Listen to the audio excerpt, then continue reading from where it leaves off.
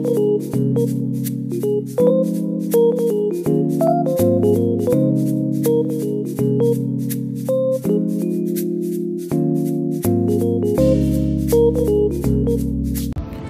day everyone! So nakapag-direct marketing kami sa Ilocos. Ang first establishment na pinuntahan namin ay ang CC Cafe.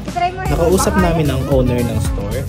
She was planning na magpagawa ng merch na 100 pieces na mugs at 50 pieces na tumbler na ipang-giveaway niya this coming December sa mga loyal customer niya. Masaya si customer dahil binigyan namin siya ng mugs. Na-introduce din namin kay customer na meron tayong Transfer8 website. Kumuha agad ng laptop si customer para i-try mag-layout sa website. Na-explain namin lahat ng products na meron tayo. Proud ako kay Pry. Iyan yung sinama ko mag-marketing. She know how to engage and talk to customer. Hindi na siya kailangan turuan. Next na pinuntahan namin ay si Sola Hotel. Nakausap namin yung manager dito. Nagustuhan niya yung sample na dinala namin at gusto niya magpagawa ng 15 pieces na polo para sa mga uniform ng staff. So next na pinuntahan natin ay ang Samahang Ilocano. So isa silang fraternity group. Nakausap natin dito yung area coordinator nila. So nagdala kami ng sample kasi ang gusto nilang kuhain is 400 pieces na polo with Empro.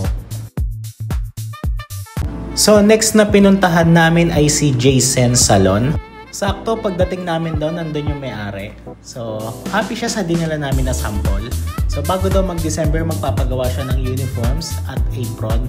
Promise daw yan, sabi niya. So ang next na pinuntahan natin ay si Gracia Catering. Sobrang bait ng owner. Pinapasok niya kami sa loob ng bahay. So nag-offer kami kay customer ng uniform, tablecloth, ceramic plate. If somehow gusto niyang i-elevate yung mga uniform ng staff niya, naggagawa tayo ng full sublimation. So ang last na pinuntahan namin ay si Superbikes. So natuwa si customer sa dala naming mga sample. So sakto lang daw yung punta namin dahil hindi pa daw sila nakakapagpagawa ng mga giveaway nila this December. So pupunta na lang daw si customer sa store natin or tatawag na lang daw siya para magpagawa.